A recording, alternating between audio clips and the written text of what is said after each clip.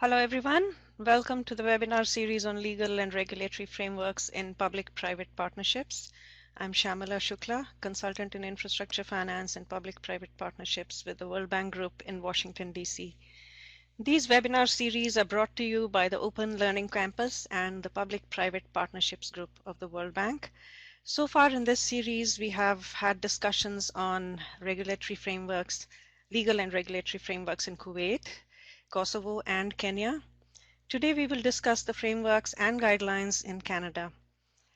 As you know, Canada has become a mature market, has been a mature market for quite a long time, and it has closed successfully a number of PPP transactions.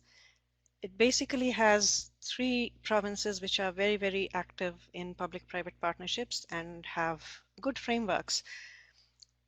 Today we have with us Syed Ali Zaidi and Ilan Dunsky. Syed is joining us from Alberta. Syed works as Director Strategic Partnerships with the Government of Alberta, Canada, and he has closed successfully a number of PPP transactions. He has over 2 decades of experience in building projects and in managing projects. Syed is a civil engineer with a master's degree in construction and project management from the University of British Columbia, Vancouver. Ilan practices corporate and commercial law. He's joining us today from Dentons Montreal office. He is one of the leaders in the firm's infrastructure and public-private partnerships practice. He has both domestic and international clients, and he can bring to us his wide range of expertise that he has collected over the years. And he'll talk across these different provinces in Canada and what the guidelines bring to us. Whereas Syed will focus more on Alberta. We will begin with Ilan, who will introduce the practices in Canada and tell us a little bit about how these are working and what are the strengths that Canada brings to us and what we in other countries can learn. Because what this webinar series is about is learning from different countries, and especially from mature markets. And following Ilan, we will have Syed, of course, bringing his own expertise. And I would like to remind all of you that we had Syed with us last year, and he had spoken to us about the Office of the Fairness Advisor for, in oversight functions in Alberta. And please do look back and look at the recording of that. It will tell you a little more on how the frameworks work in Alberta, apart from what he presents today. Now over to Ilan for his presentation on Canada and Canadian provinces and what they bring to us. Over to you, Ilan.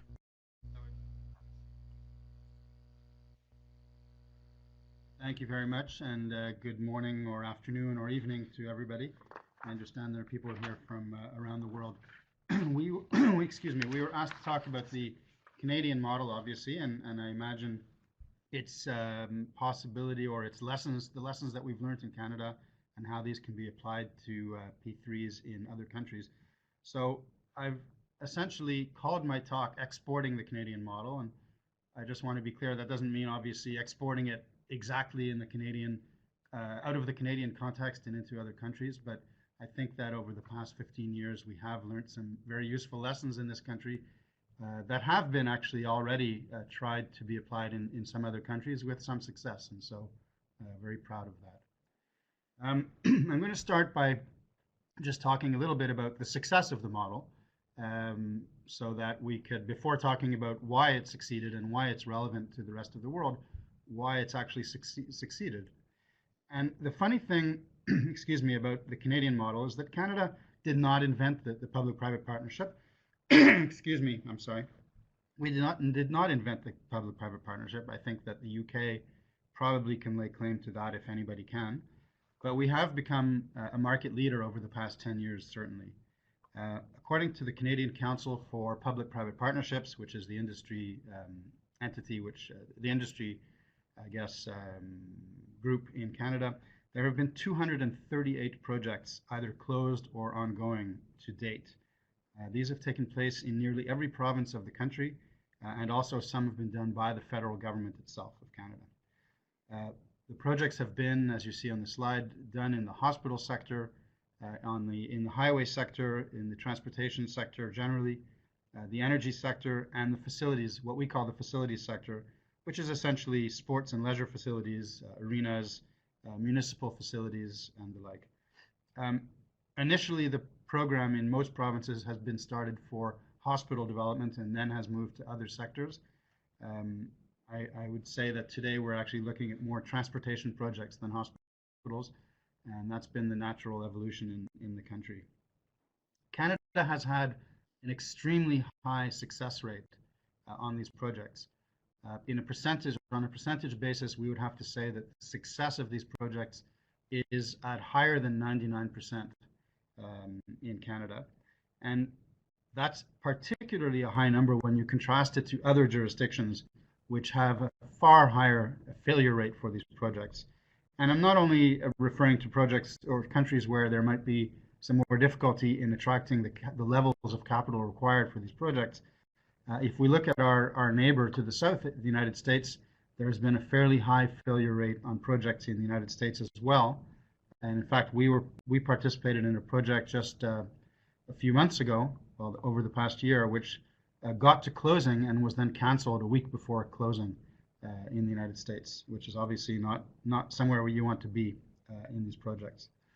So other projects are looking at Canada, as evidenced by this webinar, to see the reasons for the success of P3 here, and to determine whether or not the model in Canada could be exported elsewhere. And I'll just switch the slide. So I'll talk a little bit now about the reasons for success in Canada. The first one, I think, is that there's a relatively broad consensus in this country regarding the advantages of this infrastructure development model. There's been a depoliticization of PPP procurement over the past 10 years in Canada. Now, that doesn't mean, of course, that there's no politics in Canada. We do have politics, we do have elections, and sometimes infrastructure has been an issue in various provinces. But essentially, there is a broad consensus on the need to invest in infrastructure. There's a fairly broad consensus that P3 is a very useful model for doing so.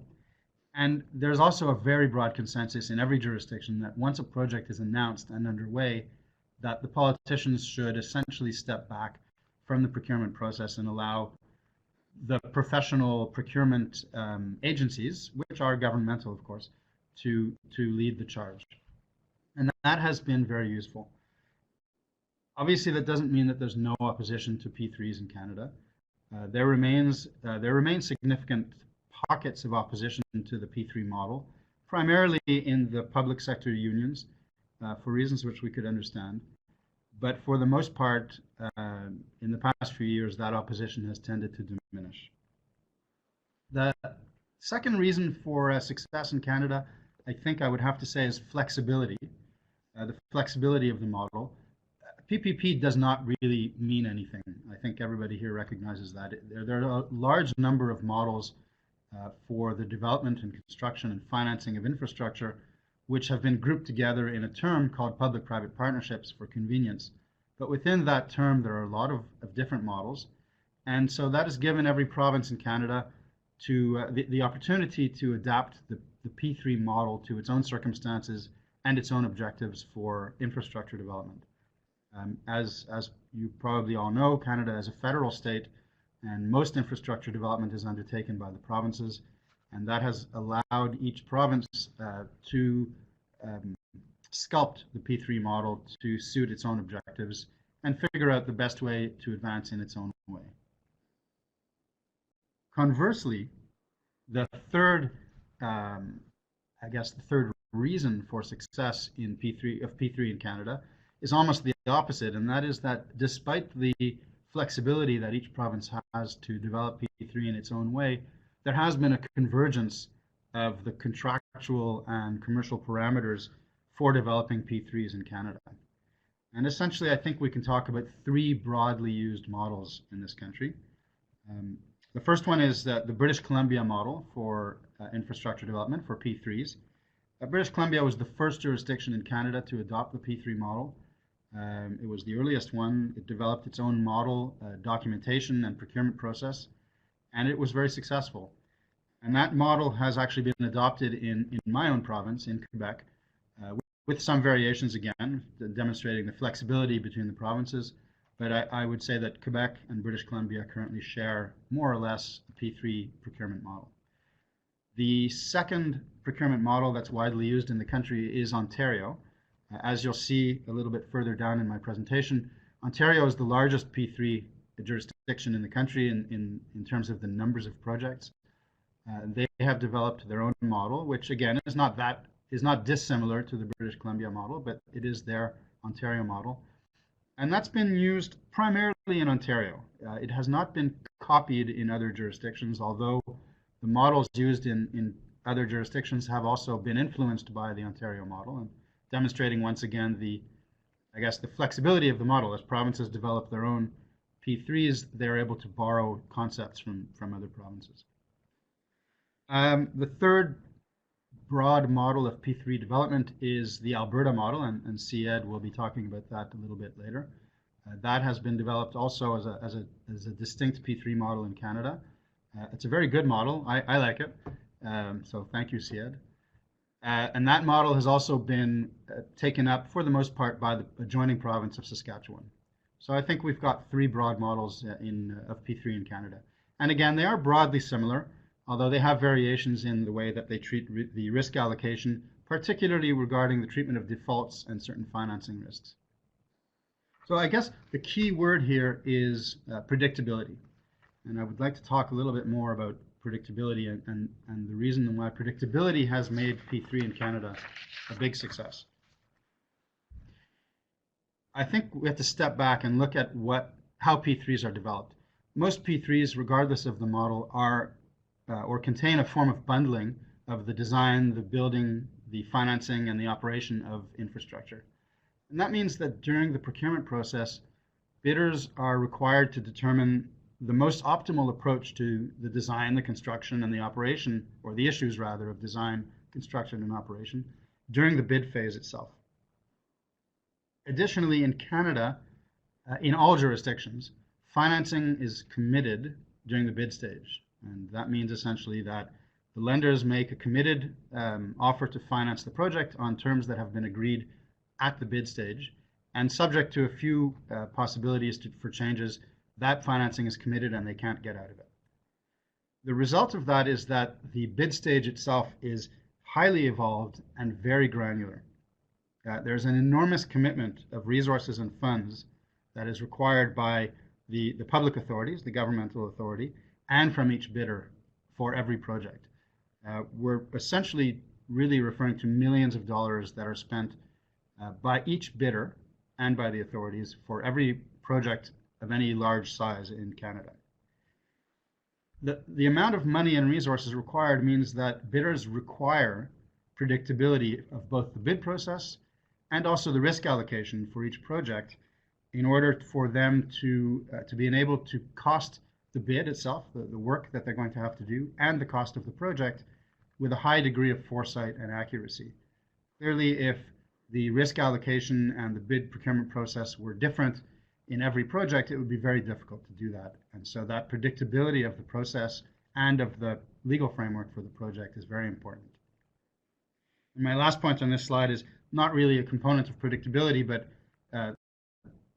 because these high costs are incurred in responding to a predictable process, every jurisdiction in Canada does compensate unsuccessful bidders once the project is closed. And there are other jurisdictions that do that, but not every jurisdiction does. And that is very important actually for the success of the projects.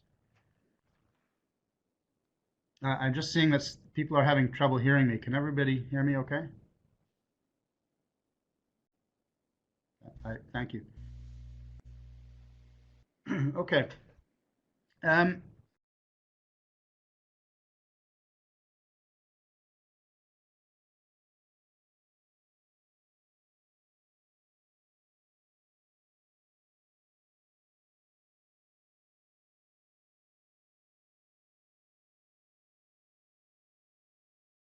In Canada, how is this predictability obtained?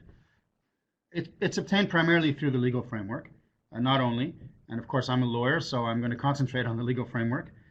And in Canada, Canada is slightly different from many other jurisdictions in developing its legislative and its legal framework for these projects. Many other countries have developed a legal framework for public-private partnerships. And by legal framework, I mean a legislative or regulatory framework. This has been done in most emerging countries with a P3 program. It's been done in France. It's been done in many states in the United States. And these frameworks generally regulate the bid process. They also regulate the manner of selecting the winning bidder. And they also often regulate some risk allocation issues. There's very little similar legislation in Canada. Most provinces and the federal government of Canada already had robust procurement guidelines and expertise before the P3 programs were set up. And so they didn't feel the need necessarily to replicate that with additional guidelines. There have been some Canadian jurisdictions that have amended their procurement guidelines to permit, for example, combined technical and financial scoring, which under traditional procurement was not always allowed. And this obviously replaces scoring mechanisms such as the lowest compliant bid rule, which is often used, for example, by municipalities, certainly in Canada.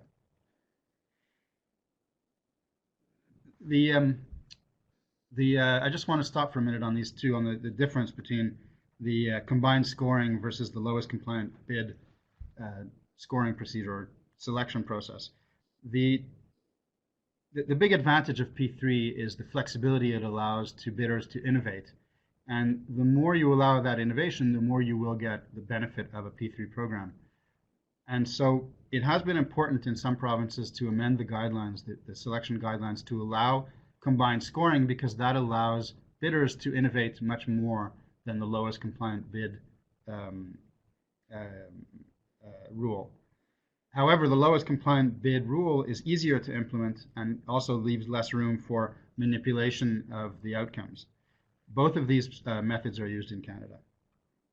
So if I've said that PPP is not primarily governed through a regulatory framework in Canada, how is it governed? It's primarily governed contractually through the RFP documents and the project agreements. So if we look at the RFP and the procurement process and how this regulates the P3 process in Canada. In Canada, every province has adopted a very similar procurement process, starting with after the business case, which I believe Syed will talk about in more detail. But once a project is announced, there is an RFQ stage, a request for pre-qualifications, where bidders can, usually in consortia, combining technical and financial and legal and design expertise, can bid to be pre-qualified to design, build, finance, and operate typically the project. Generally, 3 bidders are pre-qualified. Following the pre-qualification stage, we move to the RFP stage, the request for proposal stage. The RFP package is only sent to the pre-qualified bidders, so the 3 or 4 bidders, or really 2 to 4, generally 3 bidders who have been pre-qualified. The RFP that's sent to these pre-qualified bidders contains the project agreement and the schedules to the project agreement, and also sets out the parameters for financing the project and for the bid itself. Following the RFP stage is the CCM process. CCM, for those of you who may not be as familiar with the acronyms, is the Confidential Commercial Meetings process. And every province does undertake this. Depending on the province, there are 2 or 3 series of confidential meetings with each bidder, separately obviously, at which the bidders can raise any kind of issue at all. They can raise issues on risk allocation, they could raise issues on technical changes to the project, on changes to the financing parameters, and even to the legal documentation. Essentially, what's important in the CCM process is that nothing is off the table, and anything can be raised, typically, as proposed changes to the project. At the same time, there is a written clarification process, typically underway at the same time, by which bidders can submit either confidentially or publicly available to the other bidders questions to clarify elements of the project which might not be clear. And during this process, and this is also very important, there is a periodic reissuance of the RFP and of the project agreement. And this is very important because the CCM meetings and some of the clarification questions are confidential. And so in order to ensure that all the bidders end up bidding on a set of common assumptions and common knowledge, the RFP and the project agreement has to be reissued, typically after every CCM, in order for the bidders to be aware of which innovations and which proposals put forth by a bidder have been accepted by the authority. And that way the final bid is based on common assumptions and a common understanding of the risk allocation for each project. But I think you can see from this that the process is very involved, and the role of advisors, of specialists in project finance and in the technical design of a project is very important. Typically, we see 3 complete advisory teams for every project, one for the authority, one for the sponsors or the consortium, and one for the lenders. The second means of governing PPP projects in Canada is through the project agreement itself. Obviously, because it's the key legal agreement for the project. The PA is very highly advanced by the time it is included in the RFP and sent to the pre-qualified bidders. The risk allocation for the project has been determined by the authority, and the authority has the flexibility to determine a risk allocation that it feels meets its objectives. However, that risk allocation must obviously take into account what's acceptable in the market, and especially what is financeable in the market, because it's obviously useless to the authority to develop risk allocation to have the project fail due to a lack of financing.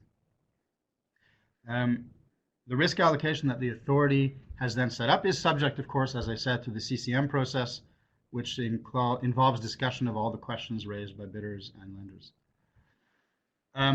So I said risk allocation changes during the CCM process and during the question and answer process. That is correct, and sometimes it changes very materially.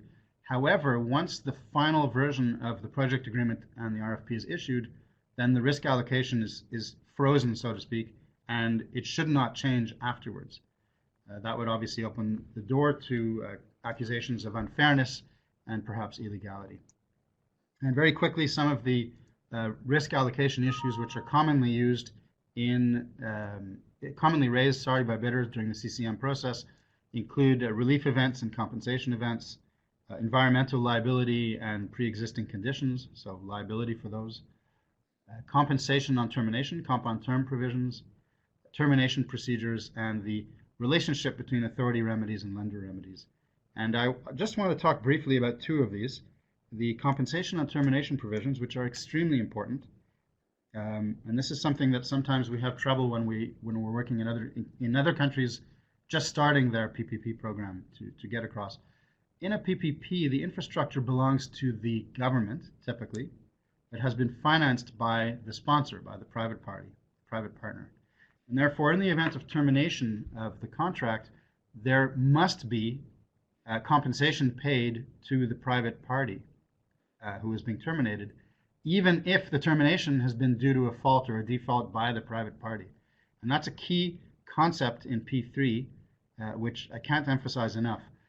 Obviously, that doesn't mean that if the private partner is responsible for the termination through its default, that it should get all of its money back necessarily.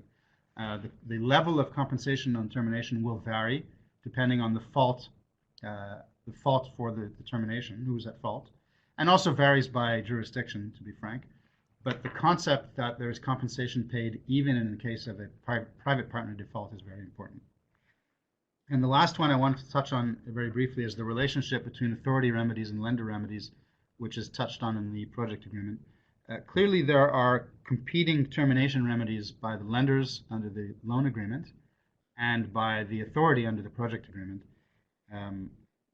And there are also competing step-in rights to save a project arising from those 2 primary agreements.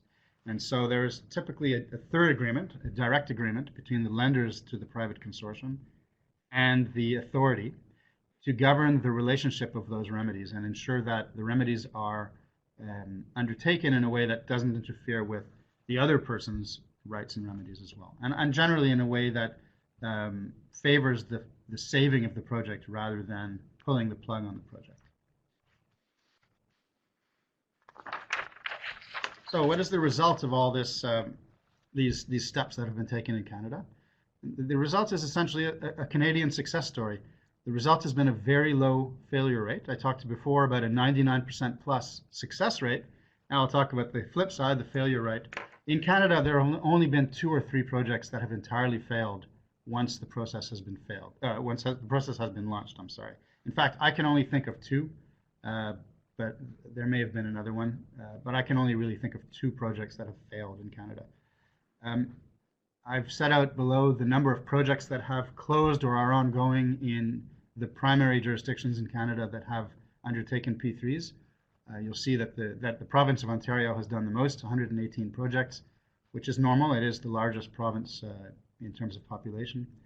British Columbia has undertaken 43 projects, 21 in Alberta, 18 in Quebec, 38 at the federal level or other provinces.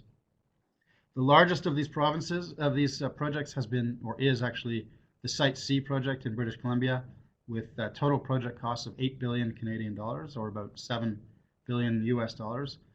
That's a little bit misleading. The Site C project is actually a series of projects, some of which are being procured as P3s and some of which are being procured conventionally. But bundled together, as the government of British Columbia has done, it is an $8 billion build.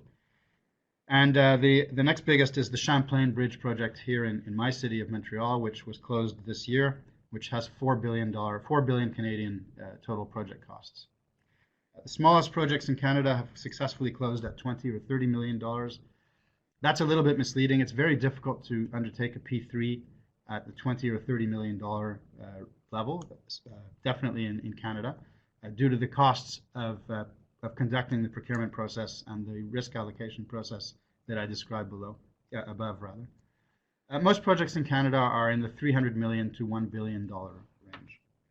Just a very quick word on financing. It's not in my slide. It's not, properly speaking, part of my presentation, but it is something that's made the market quite unique in Canada, and that is that most projects everywhere are project financed on a non-recourse basis.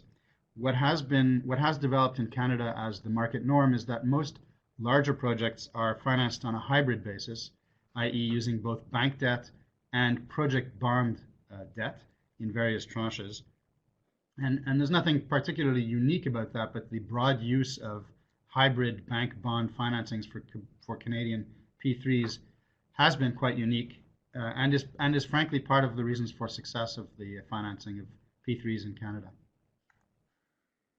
And very quickly, I think I'm running out of time, but the role of Dentons or of law firms in general in P3s, but you'll see here that we have a fairly large P3 and infrastructure team at Dentons Canada, about 15 full-time lawyers and about 10 others who are involved primarily on the financing side on a more project-by-project basis. We have about 40 full-time P3 lawyers globally, and I set out underneath that a few examples of our recent projects in Canada, including Champlain Bridge and Site C, some projects in Alberta, as you'll see, Saskatchewan, and Ontario as well, and internationally. And the reason I wanted to put internationally was these are actually all projects that were done internationally, but by our Canadian team. It's not lawyers from Dentons' other offices. These are done by our office in Montreal or Toronto or Vancouver. And I wanted to include those to show that to some degree, the model that we've developed in Canada is already being exported to other countries, because obviously we come to these projects with our Canadian way of expectations, or our Canadian expectations of how risk allocation should work, etc. And we've already applied that to projects abroad, including, since this is a World Bank seminar, or World Bank webinar, that we've done with International Finance Corporation in Lesotho, in Grenada, and currently ongoing in Haiti. And with that, I think I will end and turn over to my colleague Syed.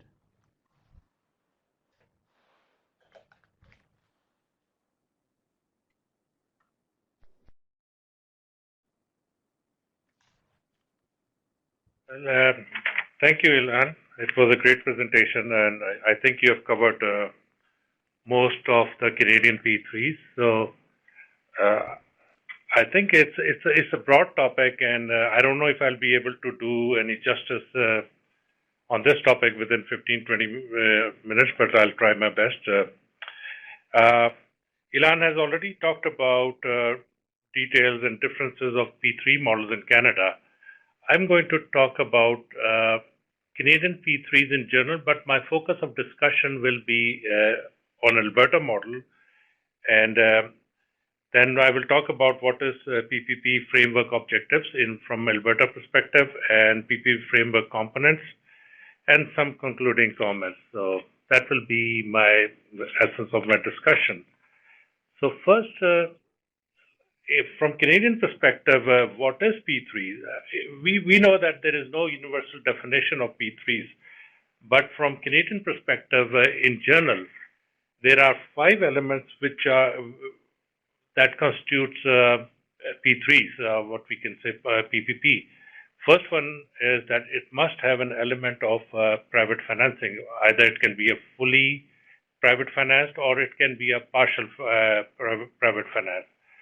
P3 consortium or P3 proponent must have a design build obligation. They should be responsible for design and construction. Then at the same time, they should be responsible for maintenance and sometime operations of the assets or infrastructure. And there should be an element of assets or infrastructure rehabilitation or renewal over the term of the contract. And the last one, which is important, that the payment to the P3 proponent or P3 contractor are performance-based. They are not paid on the delivery of the infrastructure, but they are paid over the term of the contract or the concession period based on the performance of the infrastructure or performance of the assets. So basically, these 5 elements are fundamental for the P3s in Canada, at least I can say. My next slide is, now what is the, sorry I have to rush this presentation because I have to cover, I'll try to cover as much as possible. What is P3 framework objective? There are 4 objectives which are main objectives we can say. The first one is, the intent is to set the principles around how the P3s are conducted, how we procure P3s, how we deliver P3s, to ensure decisions on using P3s are made based on value for money over the life cycle of the project. So this is important, the life cycle of the project. Our focus is not on the design and construction phase. And in general, that's where the failure arises when you focus solely on the design and construction, because it is more fancy, it is associated with ribbon cutting and all those fancy stuff. But the focus of P3 should be over the life cycle of the project, how they are maintained, how they are performing over the concession period of the term of the project. That is fundamental for P3s.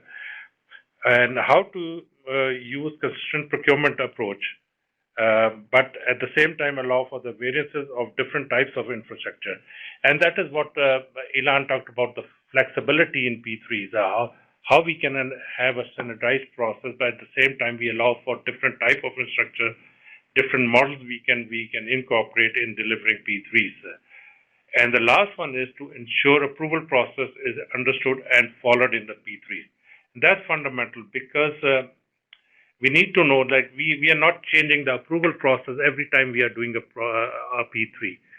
So it has to be consistent. We all, as a government sector or public sector, we need to understand how the approval process is going to work, who is going to approve the project, and at the same time, it gives some sort of assurance to the private sector who are participating in the P3 process that we have got a stable process. We are solid in our approval, and the deal is going through once the process is followed. So these are the 4 fundamental objectives of a P3 framework. Then at the same time, in the next slide, we have what are the P3 framework components? There are 4 elements to it. There are 4 components. One, it is a capital planning process, how it is linked with the capital planning process of the projects. What are the public-private partnership principles, and how the P3 projects are assessed and processed.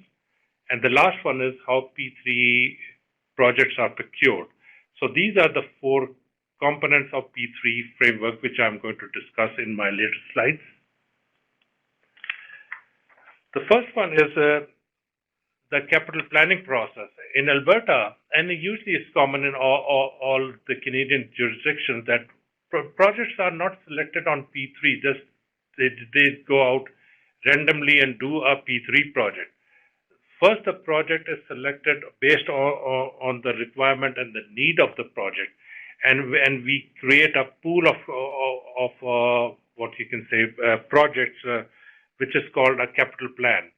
And capital plan is the current approved capital expenditure plan that documents project approved to commence in next 5 years. So you create a pool of the projects that are required and need in the next 5 years. And based on those requirements, you select a project. And when we are selecting the project in capital plan, we are assessing the viability of a P3 at the same time. So it's not that we go out as a P3 project on its standalone. It has to be a part of capital planning process. It has to be approved in a capital plan where the need and the feasibility of the project is already established. So when you have a project in capital plan, we do an initial project assessment as a P3, and we develop a P3 business case. And once the business case is established that it is there is a viability of a P3, or P3 can provide value for money. By adopting P3 approach, we go for a P3 procurement. If we don't find any value for money in P3 approach, then we will procure that project through a traditional approach, through a design build approach or design build approach. So it won't go through a P3 process, but it will go through our traditional project. So for us, it's very important that when we are pursuing a P3, it clearly demonstrates the value for money over the life cycle of the project. That's fundamental. So first we identify the potential project in a capital planning process. So once the project is identified in capital planning process, we do an initial assessment of a P3. And I will talk about this assessment process in later slides, but in general, that's the start of the process. Then we develop a P3 business case, and once that is done, we go into the procurement phase. And after the procurement phase, we go for a design and construction. And once design and construction is done, we go through a operation and management phase of a P3. Moving to the next slide.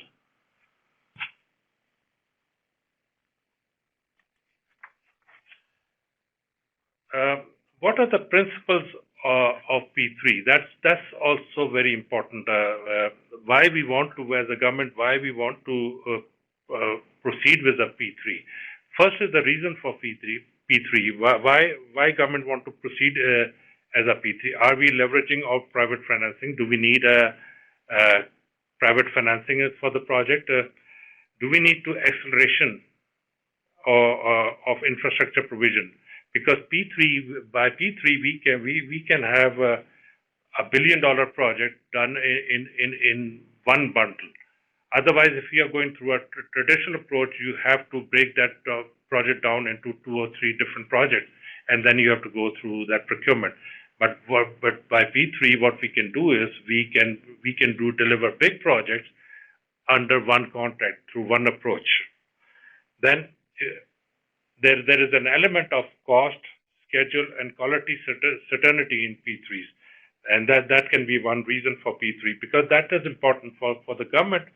It is important to have that certainty in our project, because it has got political element to it. It has got a need element to it. So those cost and schedule certainty and quality certainty are essential for a P3. An appropriate risk transfer to the private sector. That is another reason why government want to proceed as a P3. And sometimes, as Ilan mentioned, that the private sector, they brings in innovation and they bring some sort of efficiency gains in the process. So that can be another reason why government want to proceed with the P3. Then there has to be a P3 assessment process. This is one of the principles, and we'll talk about it in the next slide. What is the P3 review and approval process? What are the internal processes and how they are aligned, how we have to go through that approval process. For example, in Alberta, we get the approval of a P3 as a business case from the cabinet. So once we determine that there is a value for money in a P3, we will get an approval from cabinet, and there is a what we call it public sector threshold that is established. That cost threshold is established, and if all the bids or if the lowest bid or the successful bidder comes with a price that is below that price threshold, then we don't have to go back to the cabinet. Then our Treasury Board can simply approve the project because it is already, that business case is already approved by the cabinet. So those sort of things, like how the process works and how we can efficiently proceed with the approval of P3s is important. And how the project is going to be executed, what will be the risk allocation, what will be the deal structure, what will be the critical elements of the agreement, as Ilan talked about termination clauses and step-in rights of the lenders and all those sort of things. Those have to be very clear and upfront. And determination of value for money, that's another principle in Alberta P3s at least, that P3 must demonstrate value for money if we are going for that approach. Accounting and budgeting of P3 projects, and that's very important because, as Ilan mentioned, that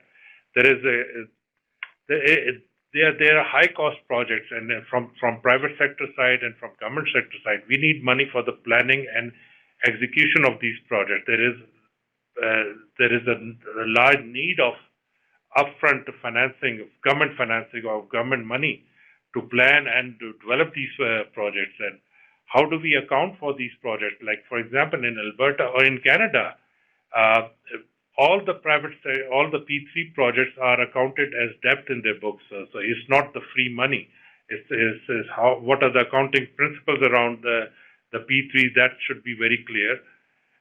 Third-party revenues, how to deal with third-party revenues, tolls and all those sort of things. Usually in most of the projects in Canada are not third-party revenue based, but our framework should allow for those sort of projects also. Roles and responsibilities, how the team is structured, who is going to approve it, how the overall delivery of the project and roles and responsibilities are established. Those sort of things should be very clear in the framework. And the last one is principles around fairness, openness, and transparency of the process. So we need to establish the principles around fairness and transparency because that is fundamental. If the process is not clear, if the process is not open and transparent, ultimately your P3 program will fail. Nobody will going to come and play with you. So that's fundamental in the success of a P3. So these are some of the key principles around the framework of a P3.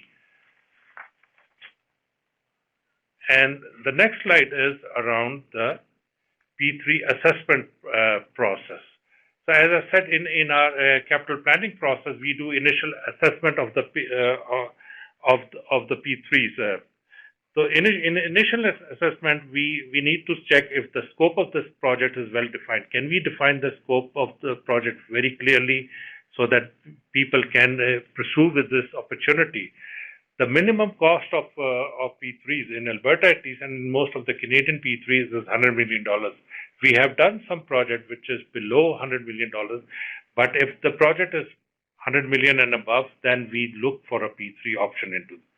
It has to be a greenfield project. It has to be a new project, and there is a potential of integrating design, construction, and maintenance obligation or operation obligation. That is another element when we consider in the assessment of a P3. And the performance requirements can be established. Like, for example, in IT project, if you have an IT project or a hospital project, especially IT project, where you have this changes in technology on daily basis, it's hard to deliver a P3 of an IT project.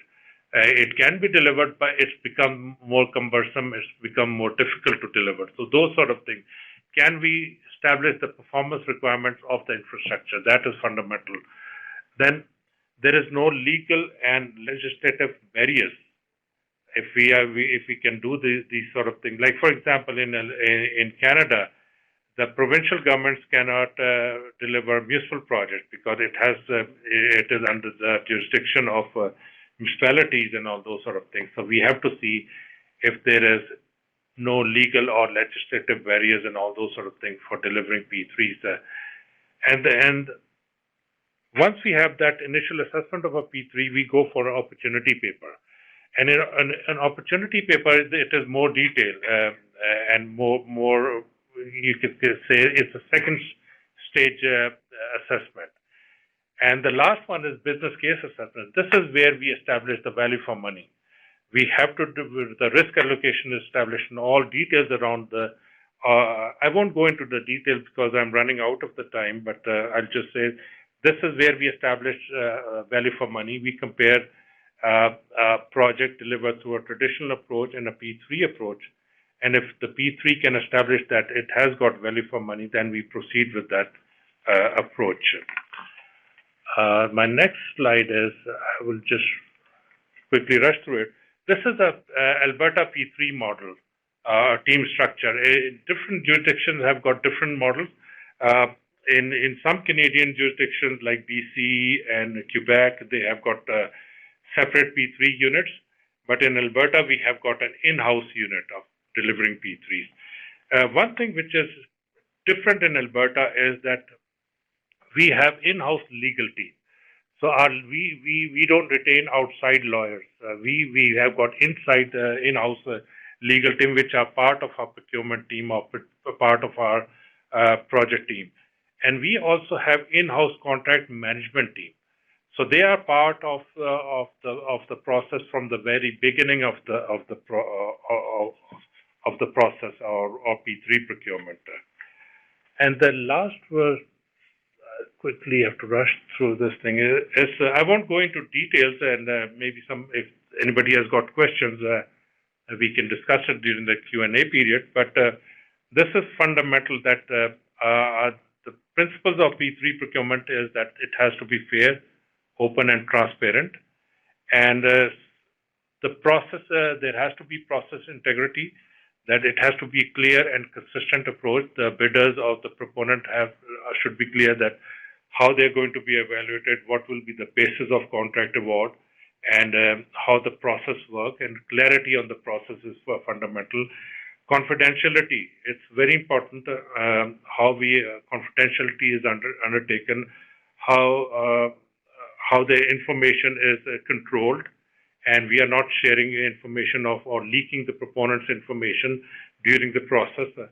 And schedule certainty, and it leads to the discussion of Elan regarding predictability, because they need to know how the process is going to work and what is the time period around it. And we identify key task and milestone upfront, when RFQ will be issued, when RFP will be issued, when the technical submissions are going to come in, when the agreement meetings are going to proceed, and all those sort of things. And the next one is, this is the procurement process, and Elan has already talked about it. And again, in the RFQ stage, we shortlist to 3 proponents. And in RFP stage, it's a gated process where we ask for technical submission, and there is a various round of agreement meeting with the proponents, as Elan talked about. And once we have those agreement meetings and comments of the draft, we issue the final agreement, as pointed out by Elan, before we get the financial bid. That's important, because then now everybody is bidding on the same terms and conditions of the contract, same agreement terms. And the final one is execution of the project agreement. So that's all I have. I'm sorry I have to rush it, but I'll start with that. It's important that Elan, this question is for you. You must have seen in the chat box. They must have a robust P3 framework and guidelines, and to assess and deliver P3s. Question which That's seems to be very fundamental for popular delivering is, any P3. how do you determine the level So of I'll compensation hand that's over to offered to Shamila for unsuccessful bidders? This is questions and not all done those things. everywhere, And so I can understand, this question coming up in this forum. So could you please talk a little bit about this?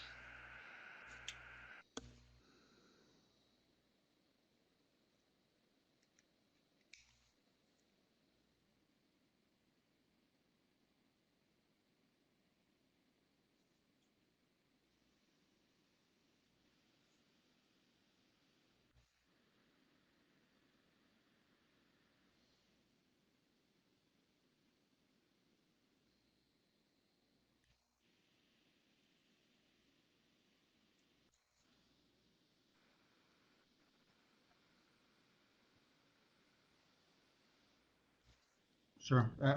You cut off a little bit at the end, but I think I got the gist of the questions. On the CCM process, the CCM process is essentially organized slightly differently by jurisdiction, but primarily works the same way. Essentially, the authority will establish a schedule from the beginning of the RFP process. And so everybody knows that, for example, in week 26, there will be 3 days of CCMs, 1 day per pre-qualified team. And on that day, the pre-qualified team, together with its technical advisors, legal advisors, financial advisors, will come to the meeting. And the meeting is with the authority and the authority's advisors.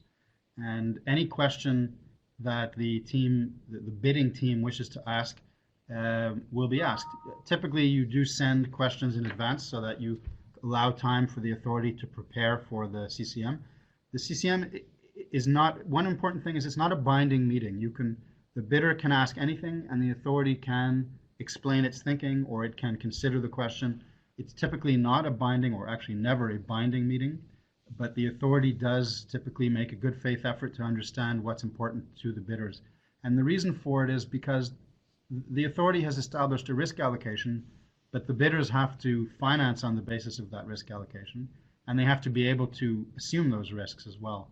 And so if there's a risk that has been improperly allocated, the bidders will raise that at the CCMs. And an improperly allocated risk can make the project fail. Actually, it has made projects fail in certain cases.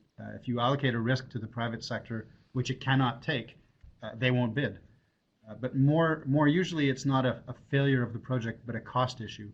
If you allocate risks to the private sector which it can take, but with difficulty, then they will apply a contingency to their bid for that, and that raises the cost of the project.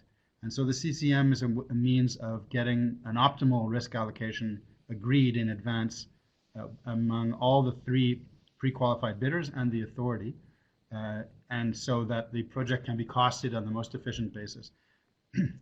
Obviously, that doesn't mean that the authority will always say yes. And in fact, mostly it does not say yes, unfortunately for my clients. But there are certain issues that get raised, and often raised by 2 or even all of the pre-qualified bidders. And so it gives the opportunity to the authority to understand that, for example, this risk in particular cannot be taken by the bidders at any kind of competitive cost. And therefore, it's probably a better idea for the public sector to keep that risk and reduce the risk of the project. That's how the CCMs work. That's what they're intended for. They work very well. But again, these are large meetings, typically with, there could be 20 or 30 people in the room at one time, and there are distinct ones for each bidder, following which the authority will go back and decide what to do with the questions that were raised. On the financing, the compensation on termination, I'll go through it very quickly. There are 2 major considerations on the compensation on termination. One of them is how much to compensate, and the other one is how to calculate the compensation. I'll deal with them both together for time purposes. It's typically a fault-based compensation system, i.e., you can have termination basically because of a default by the authority, a default by the private partner, or a non-default situation or a non-fault situation, and the compensation will vary in each case. If you have a default by the authority, then clearly the compensation of the private partner will be the highest. And in most jurisdictions in Canada and elsewhere, that compensation will be essentially all the direct losses of the private partner whose contract is terminated and a portion of its lost profits It could be all of its lost profits or a portion of its lost profits, depending on the model. And that's basically a standard contractual provision in most legal systems. If you have a contract with somebody and you breach it, then you become liable for all direct losses, and usually not lost profits in a standard commercial setting, but you must understand that in a public-private partnership, the lost profits are probably direct losses under common law or civil law jurisdictions because they're contemplated in advance, A, and B, they're the result of an equity financing and a loan financing that's undertaken by the private partner and not by the authority. The second default is a default by the private partner. Here the compensation will be the lowest amount of the three large categories. And typically, you're not really protecting the private partner at this stage. You're protecting the lenders. It's very important to remember that this is public infrastructure owned by the state or the authority, but financed privately. And this is essentially a cost issue. If the lenders to a project thought that they had a pretty good chance or a high probability of losing their money, the cost of financing these projects would be astronomical. And so in order to get the cost down to a reasonable level, authorities have essentially said, in the event of a default by the private partner, we will protect the lenders. Not entirely, and that's important because early P3s tended to protect the senior lenders entirely. That's no longer the case, but there is a high degree of protection for lenders. And typically the way of calculating that compensation is done in one of two ways. Either the authority will go to tender for a new private partner who will step into the shoes of the old partner using the same agreement and pay for it. So the authority will say to the market, how much will you pay to step into the shoes of private partner A who's in default? How much will you pay me? And they'll take the lowest bidder. They take the money that the lowest bidder has paid. They will then deduct their direct losses, i.e. the costs of the bid process, and they turn over the balance to the former private partner who is required to turn it over to the lenders. And just before anybody thinks that there's a windfall profit, remember that given that there's a bid on the basis of, there's a bid by new partners on the basis of the old contract, the amount bid will Thank always you, be Ilan. lower. Thanks. Than Yeah, the amount that of the answered original a contract. different question also. Otherwise, the new Like bidder is the not making question any we money. asked And was, so the amount what is the level of of the compensation compensation will always offered to be less unsuccessful than the bidders? But amount we'll come to of that. the We'll come loan to that and later if remaining we have equity time. of the old partner. So yeah, Especially once but you you answered deduct another question the which was already there in the penalties chat box. So and the thanks. direct losses. And very We'll now go over quickly, to the third Syed. compensation Syed, there's a determination is question when from there's no Chidi. He fault. asks about That's as you'd the expect, a approval mid-level process. of I know compensation. there in And it's developing typically countries, you know, calculated you to cover have this direct legal losses framework, a of the regulatory private partner, framework, and then but you have not any lost a profits. series of approval processes. So I can understand that people are trying to make out what is the approval process in the case of Canada. Could you clarify the approval process after the business case? That is the question. What happens? Are there formal approvals, or is it just a process which happens, and what happens? I think the way it works in Alberta, at least, and is that what we do is during the business case, we do a cost comparator between a P3 approach, which is called a public sector comparator, P3 approach, and a traditional approach, which is public sector comparator and shadow bid approach, right? So we establish a PSC. Let's say if the business case establishes that the value for money between a traditional approach and a P3 approach, let's say your traditional approach is $500 million and P3 approach under shadow bid is $400 million. So you have already established that there is a value for money for $100 million if we go for a P3 approach. And your public sector comparator, traditional approach is established as $500 million. So if your bid in the end comes around 450, let's say, which is below traditional approach, you still have $50 million value for money. So you don't have to go to cabinet again.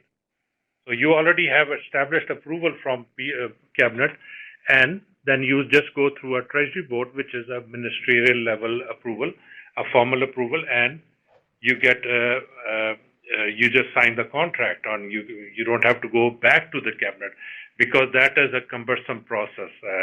So it depends how you want to structure your approval process, But my point is it has to be very clear, and it has to make sure it is not as complicated. Generally, in different jurisdictions, the process of approval is so complicated that it just dies or kills the project. So that's very fundamental, that your approval process should be simpler but meaningful. Does that answer the question, or do I need to elaborate more on this?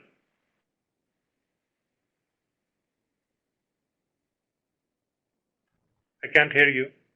Competitive selection processes, or I should say, actually, I should ask about unsolicited projects. Do you do those? There's a question from Hiba, and it points to that same direction. Do you entertain unsolicited projects?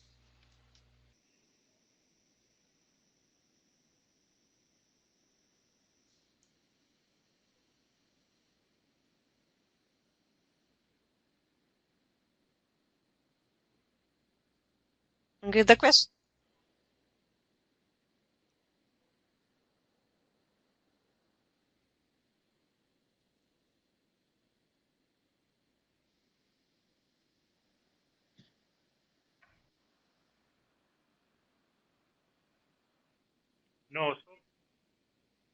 No, so far we have not. I don't recall any jurisdiction in Canada doing unsolicited P3 proposals, or Ilan, you can add to it. But no, we at least in Alberta we don't do it, because it goes back to the question. Thank you, Ilan and Syed. And the last question now, we'll go back to that. The first question. What is the level of compensation offered to unsuccessful bidders, and how do you, determine that? Unsolicited proposals can be procured in a fair, open, and transparent manner.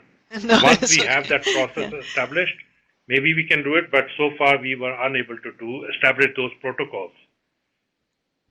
Ilan, you want to add to it? I agree. There have been no, to my knowledge, no unsolicited proposals in Canada, and that is the reason. The level of compensation for unsuccessful bidders is different in every jurisdiction, but typically, to be fair, it's almost, I think Ziad would be able to answer this better than I would. I can tell you what I've seen, but I don't know how it's calculated. But I imagine that it's calculated to cover a portion of the costs. It generally does not cover all of the bid costs of a bidder. What I've seen in actual dollar figures is varied from a few $100,000 to several $1 million. The highest I've seen is in the range of $12 to $15 million in compensation, but that was for the very, very largest projects. For example, multi-billion-dollar projects. Typically, it's multiples of 100,000, perhaps $1 million. Yeah, I can add to it. There is no hard and fast formula for it. Generally, what we do is it's a judgment call, and what we do is that we go through an internal discussion how to determine, okay, how much will be the cost of pursuit for the proponent. Let's say if the cost of pursuit is $1 million, so we will compensate them around 50%. We'll pay them $500,000. So it's not full compensation; it's a partial compensation, and it varies from project to project, and it also depends how much innovation, how much technical submission we are requiring. If it is a project where we need big technical input from the proponents, or we are looking for innovations and all those sort of technical requirements from the proponent during the RFP process, the compensation will be little higher. But if it is a simple schools project or a road project where no innovation is required, that compensation won't be that high. But it's usually 50%, but it's never full compensation, you can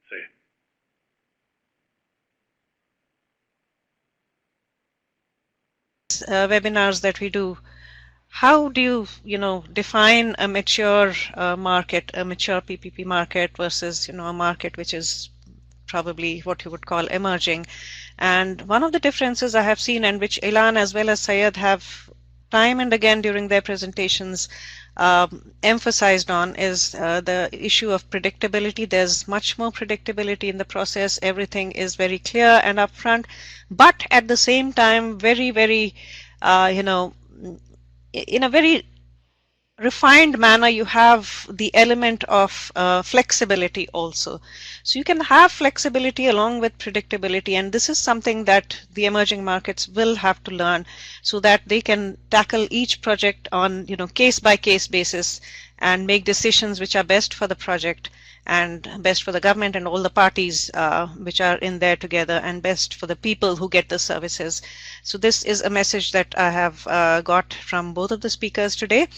I'll briefly go back to Sayed to in half a minute. Sayed, can you tell us what is the greatest strength of the framework as you see in Alberta? And we'll follow that up to ask Ilan about the greatest strength that he sees in Canada.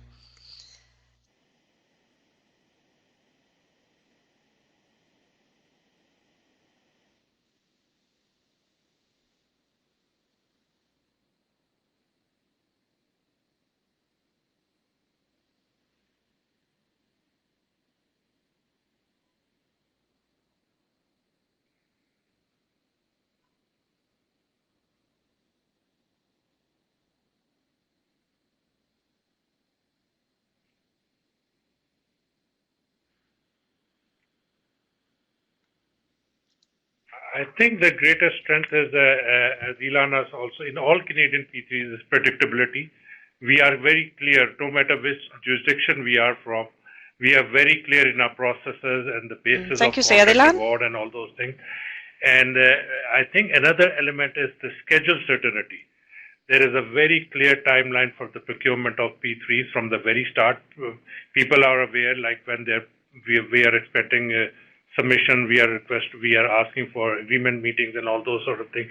So there is an element of process certainty, schedule certainty, and the fairness and transparency of the process. These are the three, you can say, the critical elements of the success of P3s in Canada, I can say, as a whole.